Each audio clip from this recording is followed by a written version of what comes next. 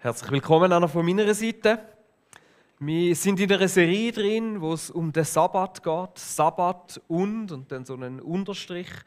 Und für all die jetzt schon ein paar Mal da gewesen sind und die letzten paar Sündigen nicht verpasst haben, ich hoffe, dass wir euch in dieser Zeit das ein bisschen können schmackhaft machen und euch ein begeisterndes Bild davon können aufzeigen, was Gottes Idee davon ist hinter dem Sabbat. Nämlich ein gesunder Rhythmus von Arbeit und dann aber auch stoppen. 6 Tage arbeiten, 6 Tage alles erledigen und machen und tun, was wir zu tun haben. Und dann einen Tag stoppen. Pause. Die Sachen auch mal loslassen, liegen lassen. Ein Tag zum Ausruhen. Ein Tag zum Sachen angehen, die uns Vergnügen bereiten, die uns gut tun. Ein Tag, wo wir uns auf Gott ausrichten. Ein Tag, wo so ein Stückchen weit Paradies auf Erde so ein bisschen kann jetzt schon erlebbar machen. Und ich hoffe, dass sich viele von euch ein bisschen darauf eingeladen haben, das mal ausprobiert haben. Und mich nimmt schon Wunder, wie es euch so dabei gegangen ist. Das können wir jetzt nicht interaktiv da gestalten, aber ihr dürft mir auch gerne mal ein Mail schreiben oder so und erzählen. Oder wenn wir uns im Foyer draussen sehen. Genau. Vielleicht gibt es auch ein paar, die noch so ein bisschen am Ringen sind, die so ein bisschen sagen, irgendwie sehe ich noch nicht so, wie ich das anbringen soll und weiss nicht, wie das möglich sein sollte. Und ich merke, oft haben wir so ein bisschen einen Kampf zwischen Idealvorstellungen von einem Sabbat, den wir haben, wie er so eigentlich müsste aussehen, was so der perfekte Sabbat wäre. Und dann aber, wenn wir es uns überlegen, oder eben dann vielleicht auch im echten Leben, wenn wir es probieren, kommt irgendwo die Realität dazwischen. Ich habe ein paar fiktive Beispiele mitgenommen, ich habe es ein bisschen beim Dani Weber abgekupfert und dann so auf uns im Zürich Oberland angepasst. Deine Idealvorstellung von einem Sabbat. Als Nicht-Morgenmensch ist dein Traum, am Sabbat auszuschlafen bis sicher um 9 Uhr und dann eine ruhige Zeit mit Gott, sodass du deinen inneren Morgenmuffel nicht gerade anderen Menschen zumuten musst. Die Realität: Wenn es um 7 Uhr bei dir daheim noch ruhig ist, kannst du von Glück reden. Aber spätestens um 5 ab 7 Uhr geht es los. Papi, Papi, Mami, Mami, du machst Platz im Gräbli, um dein Kleinkind Nummer 1 unter die Decke kriechen zu lassen. Und an ein ruhiges Weiterdösen ist nicht mehr zu denken. An einem praktischen Forschungsbeispiel lernst du die Definition von einem Fegnest besser kennen. Und wo du dich dann nach 15 Minuten ungeduldig erbarmst und endlich aufstehst, wird dir klar, die stille Zeit, die verschiebt sich auf später. Welcome to reality.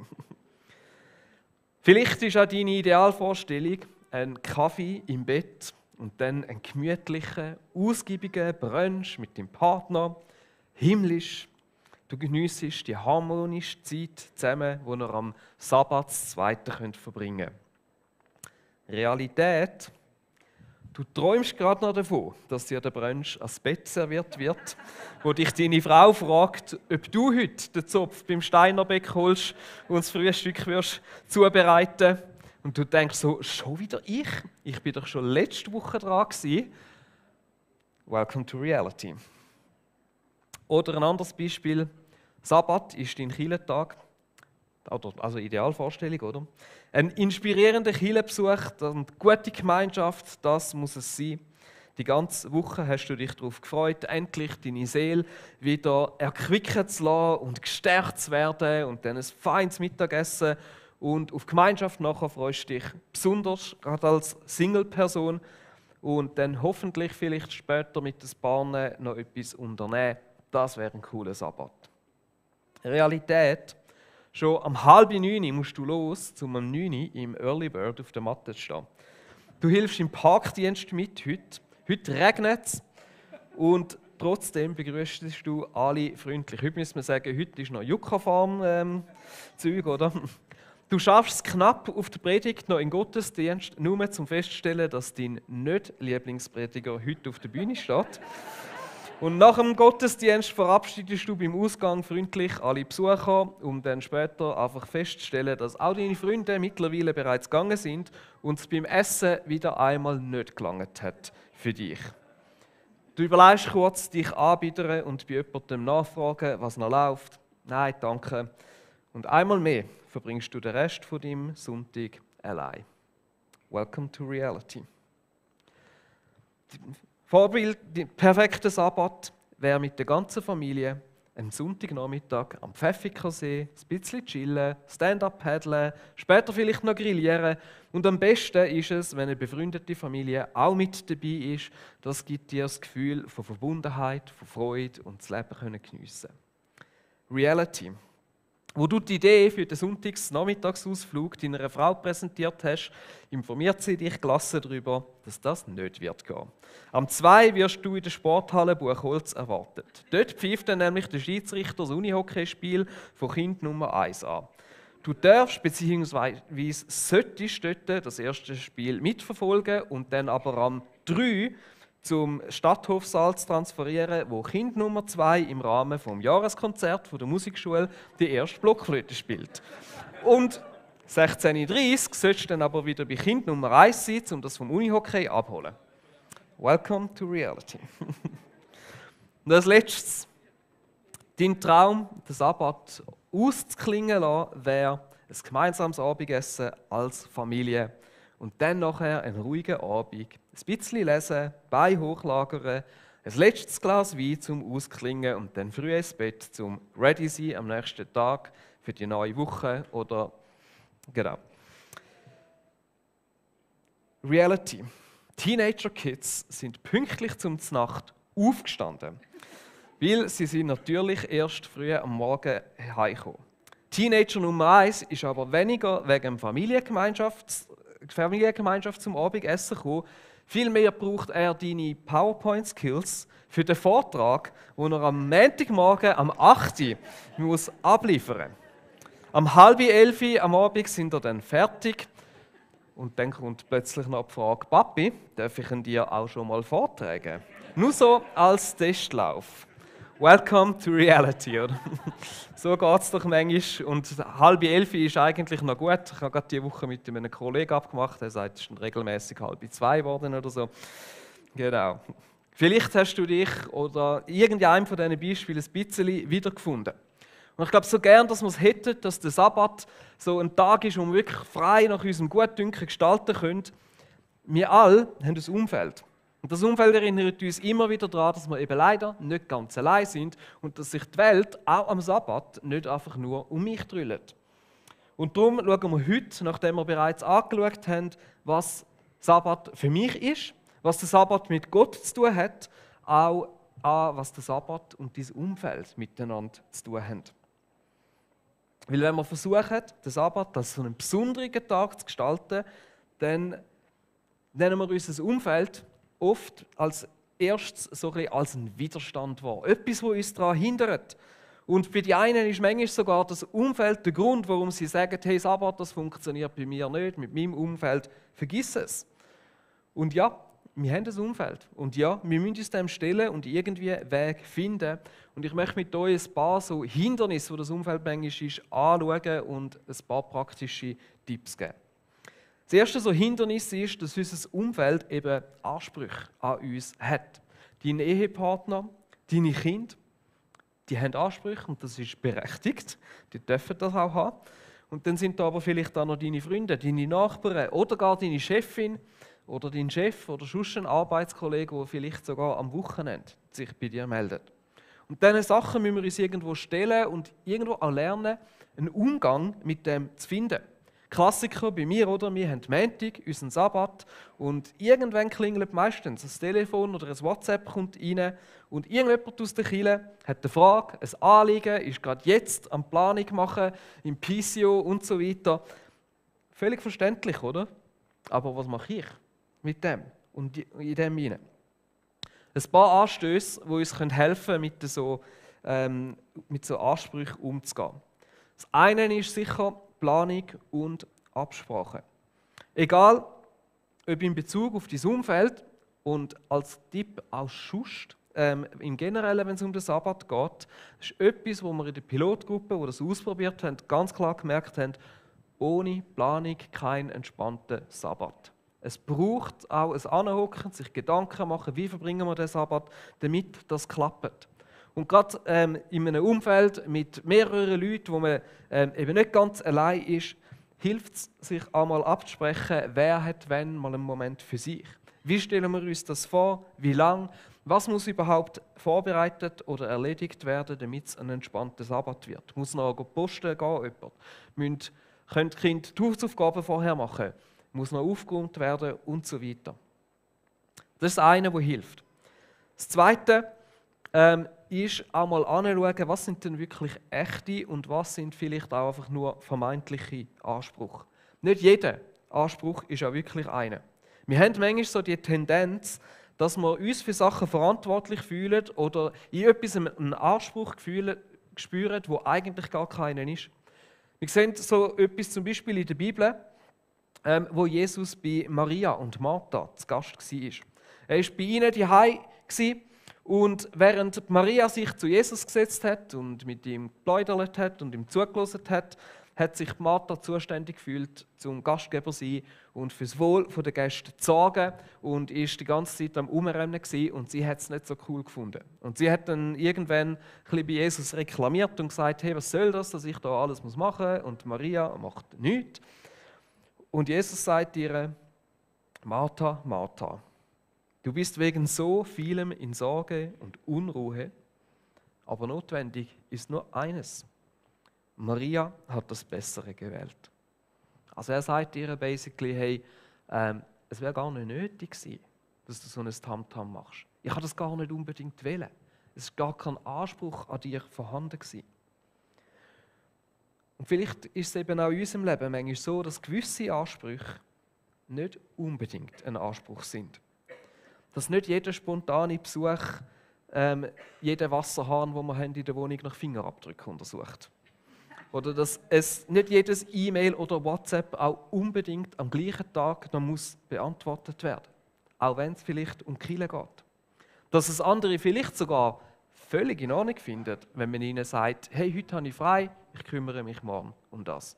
So habe ich es dann teilweise gemacht, wenn am Montag etwas reingekommen ist, gesagt, hey, Montag tue ich mich nicht um das kümmern, ich mache es morgen. Und im Normalfall verstehen das die Leute völlig. Und in dieser ganzen Thematik, oder, es gibt Menschen, und ich gehöre auch ein bisschen dazu, die haben die Tendenz, man nennt das zu überfunktionieren. Das Überfunktionieren, das sind Menschen, die unglaublich schnell eine Verantwortung auf sich nehmen, die sehen, was man machen müsste und die sich sehr schnell auch selber zuständig fühlen, um es zu machen, weil wenn ich es ja nicht mache, dann macht es ja niemand. Und wenn ich es mache, dann weiss sie wenigstens, dass es richtig gemacht ist und ärgere mich nachher nicht. Und in dem Sinne ist ganz viel Gutes. Aber in dem Sinne schmücken wir manchmal oder haben wir manchmal das Gefühl, das sind Ansprüche die eigentlich gar nicht unbedingt vorhanden sind, wo gar niemand sagt, dass man das machen müsste oder dass du das müsstest machen. Und da hilft es manchmal, einmal mit jemandem auszutauschen und kurz zu reflektieren, wenn man merkt, mal, ich habe eine Tendenz, dass ich immer das Gefühl habe, dort müssen wir noch und das sollte man noch und das wäre wichtig, einmal fragen, ja, muss denn das wirklich sein? Oder kann das auch einfach mal warten? Und schauen, wo sind vielleicht Ansprüche die eigentlich gar nicht sind oder vielleicht sogar nicht einmal gerechtfertigt sind. Ein weiteres so ein Hindernis kann manchmal sein, unterschiedliche Bedürfnisse.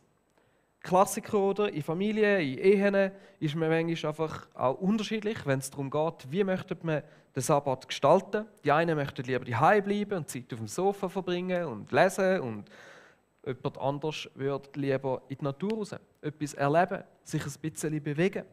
Kinder wollen vielleicht trotzdem noch Sport machen und abmachen und nicht einfach einen langweiligen Tag daheim zu haben. All das ist völlig berechtigt. Und auch da hilft es, wenn man darüber redet, wenn man sich abspricht und sich eben vielleicht dann auch mal aufeinander einlädt und merkt, dass vielleicht das andere auch mega gut tut. Manchmal würde ich lieber einfach ein bisschen Zeit auf dem Sofa verbringen, dann gehen wir aber ein bisschen raus, gehen ein bisschen Velo fahren und ich merke, es tut eigentlich mega gut. Und es ist gut, dass ich mich darauf einlasse.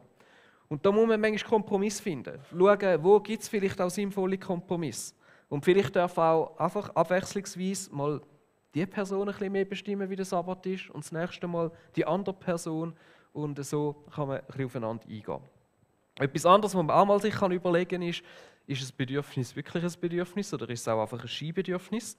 Ist es einfach eine Flucht in etwas hinein, wo wir uns einfach ablenken und vielleicht dann einfach etwas anderes, mit etwas anderem ablenken, als zum wirklich präsent zu sein? So viel zu unterschiedlichen Bedürfnissen. Ein dritter Punkt ist, was man umgangssprachlich als FOMO bezeichnet. Englisch für Fear of Missing Out, das heißt Angst, etwas zu verpassen. Ist etwas, was ich zum Beispiel auch immer wieder merke. Ich habe noch ein bisschen Mühe damit, am Sabbat mein Handy wirklich auf die Seite zu legen. So ein bisschen die Verbindung zu kappen zu der grossen Informationsflut und all diesen Möglichkeiten und dem vielleicht doch noch erreichbar sein, wenn ich das Bedürfnis habe oder eben vielleicht jemand anderes erreichen. Und hinter dem steckt oft so ein bisschen die Angst, man könnte etwas zu verpassen. Manchmal zeigt sich das auch noch ein bisschen auf eine andere Art und Weise. Ich bin verschrocken, wir haben bei uns in der Small Group darüber diskutiert, wie schwer es manchmal jungen Leuten auch fällt, sich einfach mal einen Tag rauszunehmen und zu sagen, an diesem Tag lerne ich nicht. An diesem Tag hocke ich nicht für das Studium an. An diesem Tag mache ich nichts für die Schule, wo ich irgendwie noch drin... Aus der Angst heraus, es könnte nicht lange. Aus der Angst heraus, man könnte sich etwas vergeigen und etwas verspielen. Auch das ist ein Stück weit so, geht ins Gleiche hinein. FOMO, Angst, etwas zu verpassen, Angst, man könnte sich etwas zu verspielen. Vielleicht kennst du das auch. Vielleicht ein bisschen anders gewickelt, ein Besuch, wo du eigentlich gar nicht unbedingt haben möchtest, aber Angst hast, Personen zu enttäuschen und es eben dann trotzdem machst. Dass du es irgendwie einrichtest, aber an einem Geburtstagsfest doch noch auftauchen, obwohl es eigentlich schon zu viel ist, oder am nachbarschaftlichen Grillplausch. Oder unbedingt die Wetzikon Kilby auch noch besuchen, obwohl es eigentlich Wochenende ist, noch ein Familienfest ist. Aber es ist halt nur einmal im Jahr und wenn ich mir das jetzt entgehen lasse, dann hätte ich wahrscheinlich wirklich etwas verpasst und am Schluss war es eigentlich nur ein Stress gewesen. Meistens führt uns die Angst, etwas zu verpassen, in einen Überaktivismus. Wir denken, wir müssen das irgendwie noch reinpacken, irgendwo auch noch erledigen, weil wir Angst haben, wir könnten sonst eben uns etwas entgehen lassen oder uns etwas zu verspielen. Und oft wäre es einfacher oder so viel besser, wir würden etwas auch einfach mal absagen. Vielleicht hast du es auch schon mal dann gemacht, einen Termin abgesagt mit jemandem und hast gemerkt, die andere Person ist eigentlich auch gerade froh gewesen. Das war eigentlich gerade für beide in Ordnung gewesen. Der Prediger ruft uns zu, dort im Prediger 2, 22-23. Was hat dann der Mensch von all seiner Mühe und Plage und von seinem Streben in dieser Welt? Sein Leben bringt ihm nur Leiden und seine Mühe Verdruss. Selbst nachts kommt er nicht zur Ruhe. Ist jetzt ein bisschen hart gesagt, oder? Aber was der Sabbat eigentlich heisst, ist stoppen. Es ist genau das, einen Widerstand gegen die Kräfte in unserem Leben zu setzen, gegen die Angst, etwas zu verpassen, gegen die Angst, wir könnten uns etwas zu verspielen, gegen die Angst, wir könnten nicht genügen. Und wenn wir anfangen, so einen Sabbat zu halten, dann lernt uns das auch. Hey, es gibt im Fall ein Genug. Es gibt es zur Ruhe kommen. Es geht auch ohne mich. Es geht auch ohne, dass ich immer noch mehr und mehr muss. Und das ist etwas, wo wir häufig heute auch ein Stück wieder lernen müssen. Wenn du aber auch nicht lernst, dann wirst du am Schluss irgendwo zu einem Getriebenen werden von deinem Umfeld, vielleicht sogar von dir selber. Sabbat heisst, es ist genug. Es muss jetzt einfach auch mal genug sein. Und es ist das Vertrauen auf Gott zu setzen und zu sagen, hey Gott, jetzt habe ich meinen Teil gemacht. Jetzt machst du deinen. Vertrauen, dass er auch in deinem Studium zu dir schaut, bei deiner Arbeit zu dir schaut, in all deinen Bedürfnissen oder deiner Sehnsucht nach coolen Erlebnissen, dass er es auch genug sein lässt. Dass es auch langt. Dass er es segnet, wenn wir einmal sagen, jetzt ist genug. Auch da kann man sich überlegen, wer kann dir spiegeln? Mit wem kannst du mal darüber reden? Wer kann dich unterstützen, vielleicht in dem Sinne auch einen mutigen Schritt zu machen? Jetzt haben wir es viel davon gehabt. wie unser Umfeld manchmal so ein bisschen eine Schwierigkeit kann sein für unseren Sabbat, aber es muss auch nicht unbedingt. Und ich möchte den Fokus jetzt auf die positiven Aspekte richten, weil unser Umfeld kann auch eine positive Bereicherung für den Sabbat sein. Das gilt vor allem in Bezug auf Beziehungen.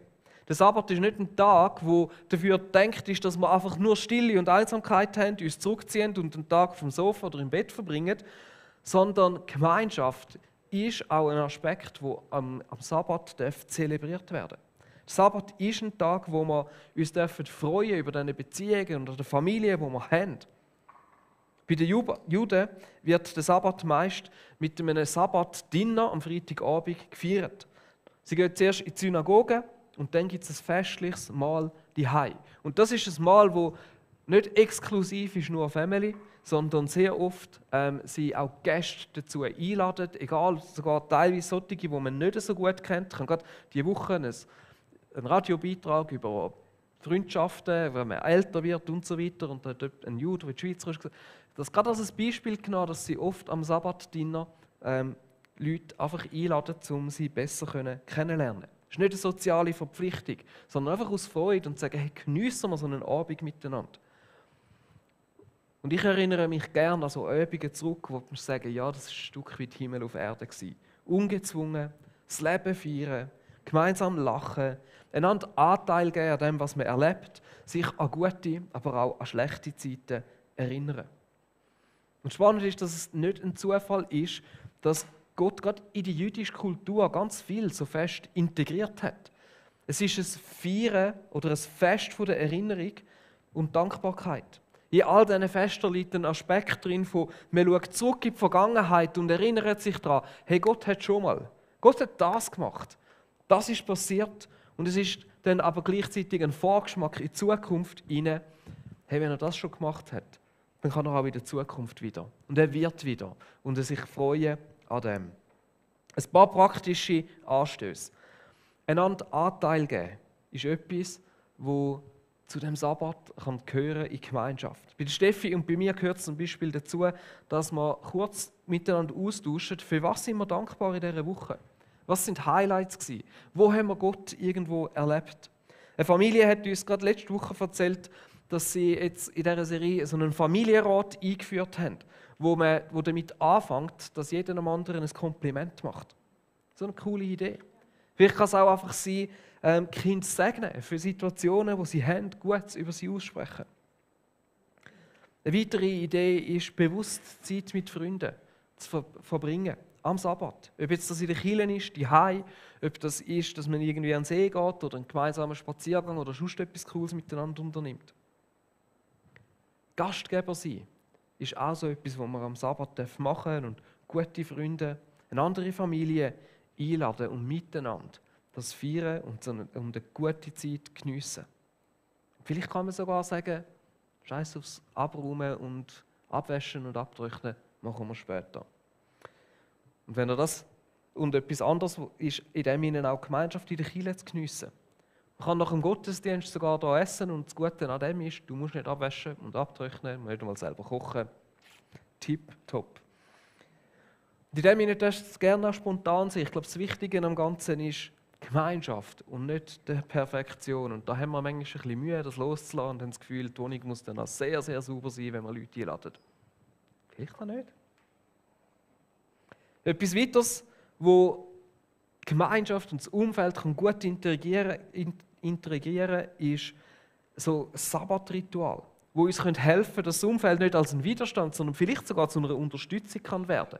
Gerade mit Kleinkindern hat man manchmal das Gefühl, ist es mega schwierig, aber so wie es Sarah Etter im Interview erzählt hat, wenn die Kinder wissen, hey, da kommt der beste Tag der Woche und wissen, hey, da gibt es das und das, so einen Sabbath-Treat, dann freuen sie sich drauf. Und dann sind sie vielleicht sogar die dich daran erinnern, hey, jetzt feiern wir miteinander Sabbat, und so kann man das Umfeld auch einspannen. Ich weiss, mit Teenagern und so weiter wird das auch schwieriger, das ist vielleicht nicht mehr so einfach, aber auch dort gibt es vielleicht Sachen, wo man sich gemeinsam darauf freuen kann. Wenn gewisse Eckpunkte fixiert sind, dann gibt es Stabilität, dann gibt es Sicherheit, dann löst das auch Vorfreude aus.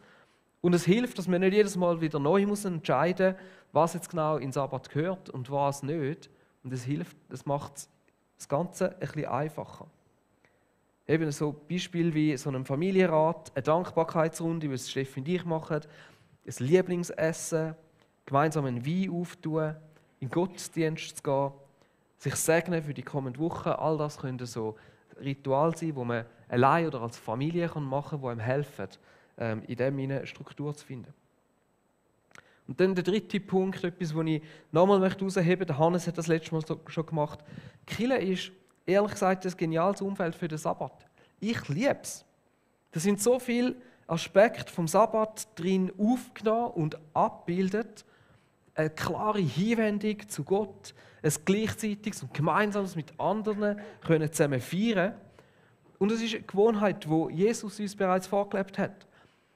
Er ist in jüdischer Kultur aufgewachsen, für ihn war klar, den Sabbat zu halten. Er ist in die Synagoge gegangen und wir lesen ausdrücklich, dass es für ihn eine Gewohnheit war. Im Lukas 4,16, es hat auch andere Stellen. Es ist jetzt nicht einfach nur die eine und die rausgenommen. Am Sabbat ging er, wie er es gewohnt war, in die Synagoge. Hat oft dort dann auch gelehrt, hat das auch gedient. Und ich möchte an dieser Stelle noch mal ein bisschen Werbung machen für das. Wenn wir hier zusammenkommen, in echt, in Person, dann ist es ein wunderschöner Ausdruck davon, was das Reich Gottes ist. Und von einem Leben, das Gott ehrt.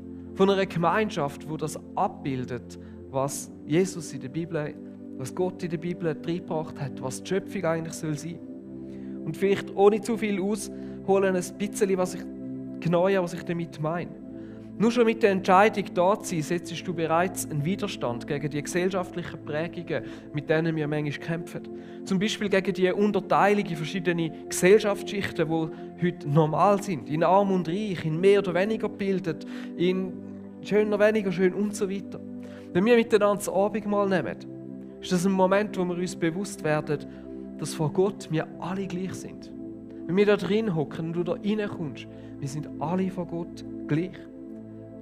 Jemand, der reich ist arm vor Gott. Hat nichts zu vorweisen, was ihn bei Gott beliebter macht als jemand anders. Der Reichtum ist vergänglich. Arme sind reich vor Gott, weil sie für ihn genau gleich wertvoll sind und unendlich viel trotzdem zu geben haben. Wir leisten auch einen aktiven Widerstand gegen den Egoismus, in dem jeder auch mal zum Diener wird, in dem jeder irgendwo auch mal mithilft und für die anderen einen Beitrag leistet. Wir setzen uns Impulse aus, die uns herausfordern, ein Leben zu leben, das Gott hingegeben ist, wo wir drin aufblühen können, wo wir drin dürfen zu einem Licht werden für unser Umfeld. Und ja, manchmal sind die Impulse vielleicht ein bisschen unbequem, aber genau durch das wachsen wir, wenn wir uns nachher damit auseinandersetzen und sagen, hey, ja, vielleicht ist etwas dran gewesen und vielleicht mache ich einen nächsten Schritt. Es ist eine Hinwendung zu Gott, indem wir ihm Zeit wenden und sagen, ja, ein Teil von meinem Sabbat ist für dich da. Möchte ich meine Aufmerksamkeit auf dich richten? Möchte ich dich anbeten? Etwas, was sich auf so eine schöne Art und Weise im gemeinsamen Worship ausdrückt. Und wo eine Kraft drin liegt, wenn wir miteinander worshipen, wenn der neben dir vielleicht lauter, vielleicht auch falsch, mitsingt. Und du merkst, hey, da ist ein Glauben rum und das steckt dich an und es weckt etwas in dir hinein. Es ist eine gegenseitige Ermutigung drin, wenn wir miteinander den Gottesdienst feiern. Wenn wir miteinander vor den Gott kommen. Und vielleicht auch ein gegenseitiges Anteil nehmen, sowohl vom Guten als auch vom Leidvollen in unserem Leben. Der Sonntag ist in dem Sinne ein genialer Tag, um den Sabbat zu feiern. Ein Tag, der uns stärkt. Ein Tag, der unser Feuer am Leben behaltet. Ein Tag, der zu einem Segen werden für dich. Zum Schluss noch ein paar Bemerkungen. Die gesamte Serie, die kann eine grosse Schlagseite haben. Weil viele von diesen Aspekten, die wir jetzt an diesen 4 Sündigen angeschaut haben, können dazu führen, dass wir anfangen, so eine Sabbatgesetzlichkeit irgendwo zu entwickeln. Dass wir uns anfangen, eine Last aufladen und das Gefühl haben, genau so muss ich es machen, sonst genüge ich diesen Ansprüchen von Gott nicht. einen möglichst perfekten Sabbat zu halten. Und genau das wäre fatal. Wie mit allen geistlichen Prinzipien besteht ein bisschen die Gefahr, dass wir daraus ein Rezept machen. Und das Gefühl haben, wenn wir uns genug fest an all die Regeln oder Sachen heben, dass es dann schlussendlich gut kommt. Aber das ist nicht der Punkt davon. Vielmehr ist die Gefahr da, dass wir dann den Sabbat für eigene Zwecke missbrauchen. Dass wir das Gefühl haben, okay, wenn ich es möglichst strikt und gut mache, dann segnet Gott mich. Dann segnet Gott mein Leben. Dann kommt das und das gut. Um das geht es nicht. All die geistlichen Gewohnheiten und Sachen sind ein Weg zu Gott. Aber sie sind nicht Gott. Und es geht Gott nicht darum, um das, sondern es geht Gott darum, was es mit der Beziehung zu ihm macht. Wie sich die kann entwickeln.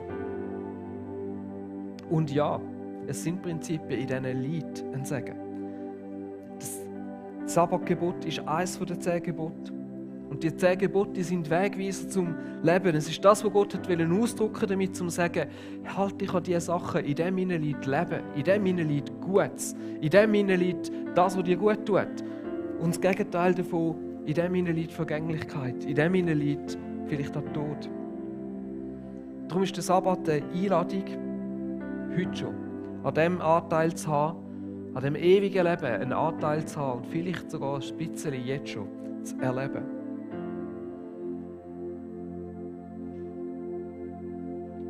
Und ich frage dich, möchtest du das erleben? Du merkst in deinem Herzen, ja, eigentlich schon. Dann lade ich dich ein, probier es aus. Auch wenn es nicht perfekt ist. Fang dort an, wo du kannst. Mit dem, was du als möglich anschaust. Aber sag nicht, von Anfang an ist nicht möglich. Überleg dir, was dein nächster Schritt könnte sein. Für die vielleicht schon ein bisschen weiter das am Ausprobieren sind, kannst du dich fragen, welche Rolle spielt die christliche Gemeinschaft an deinem Sabbat? Der Gottesdienstbesuch, der gemeinsame Worship, das einander dienen, sich einen Teil davon zu machen, auch im Abendmahl, wenn wir es miteinander nehmen. Und vielleicht könnt ihr euch überlegen, gibt es ein hilfreiches Ritual, wo du in einer gewissen Regelmäßigkeit in deinen Sabbat kannst einführen kannst, wo dir hilft, dich an deine Beziehungen zu freuen, dein Umfeld als ein Segen wahrzunehmen. Ich möchte mit einem gemeinsamen Gebet schliessen und auch da wieder so ein vorformuliertes Sabbatgebet. Und ich lade euch ein, zum Aufstehen und mit mir mitbeten. Herr, ich komme heute zu dir, um eine tiefe Ruhe zu finden. Du bist ein Gott, der mich sieht. Mitten in meinen Umständen und mitten in meinem Umfeld. Bist du heute meine Kraft, meine Freude, mein Ziel? Hilf mir, nach deinem Willen zu leben. Danke für die Menschen um mich herum. Danke für die Kirche. Danke für diejenigen, die für mich da sind und für diejenigen, für die ich da sein darf. Gib mir ein weiches Herz, damit ich dies Reden und Führen wahrnehmen kann. Sprich zu mir, besonders auch durch meine Mitmenschen. Gib mir Mut, anderen so zu begegnen, wie du das tun wirst. Segne mein Reden, segne mein Tun. Erfrisch mein Herz und meinen Körper und erneuere an diesem Sonntag meine Kräfte. Amen. Wir dürfen nochmal absitzen. Bevor wir jetzt nachher in eine Worship-Zeit hineingehen, wo ihr das für euch noch ein bisschen mitnehmen könnt, möchten wir auch heute als Abschluss von dieser Serie noch mit einem Interview aufhören. Mit Leuten, die bei uns in dieser Pilotgruppe seit Anfangsjahr mitgemacht haben und gesagt haben, komm, wir probieren das aus und schauen, wie das geht. Und ich begrüße bei mir Sabi Ritter heute auf der Bühne. Danke, dass du da mitmachst.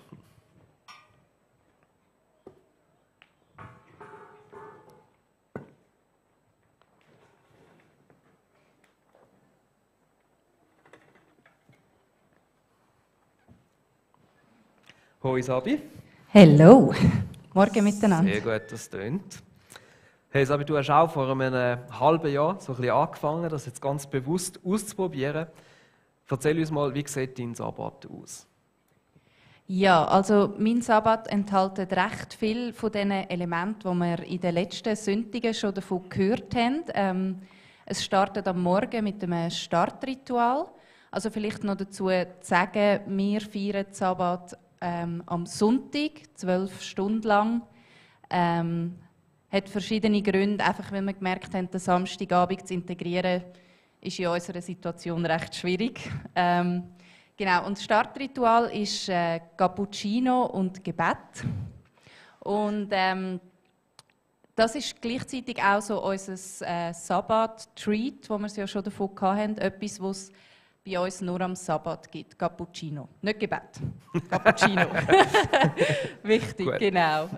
Und sonst ist es auch natürlich, also in die Kirche zu kommen, in den Gottesdienst zu kommen, ist uns sehr wichtig. So das in den Sabbat zu integrieren und Zeit in der Natur zu verbringen, runterzufahren, zu lesen, auszuruhen, vielleicht auch mal einen Powernap zu machen an diesem Tag. Genau. Und was es nicht beinhaltet, ist Hausarbeit, sonstige Arbeit, wenn immer möglich natürlich. Genau. Fällt dir das leicht, die Sachen dort nicht zu machen? Ich kenne dich als jemand, der eben gerne die Sachen schön und ordentlich und sauber hat. Oder tust du dich eben gut vorbereiten darauf, dass das dann eben nicht musst? Nein, das fällt nicht immer leicht. Für die mich kennen, ich bin eine klassische Martha. Und darum ist das wirklich nicht immer so einfach. Also wir sind zum Beispiel gestern von der Ferien heimgekommen, mit verspätetem Flug und allem. Und ich bin heute Morgen durch Berge von Wäsche gelaufen in der Wohnung.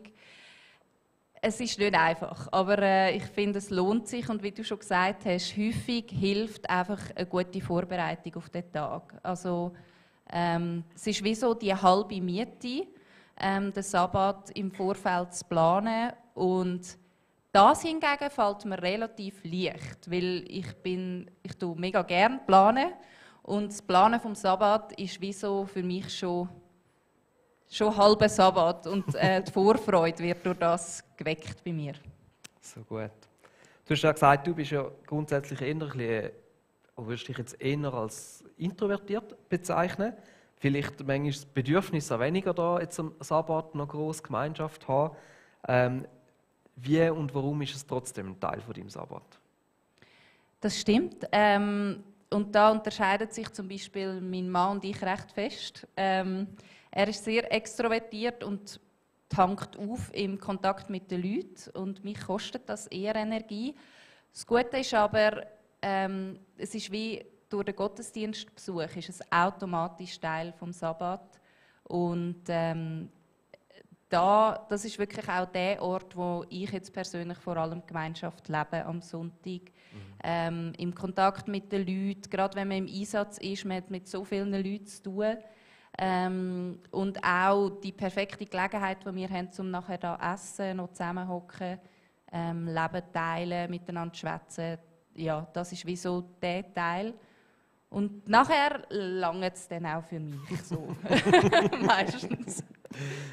Jetzt eben wahrscheinlich der Michi könnte noch einfach weitermachen mit Kontakt. Wie geht ihr da auch mit eben so unterschiedlichen Bedürfnissen oder Ansprüchen um? Oder vielleicht generell mit Ansprüchen, die an euch vielleicht auch kommen?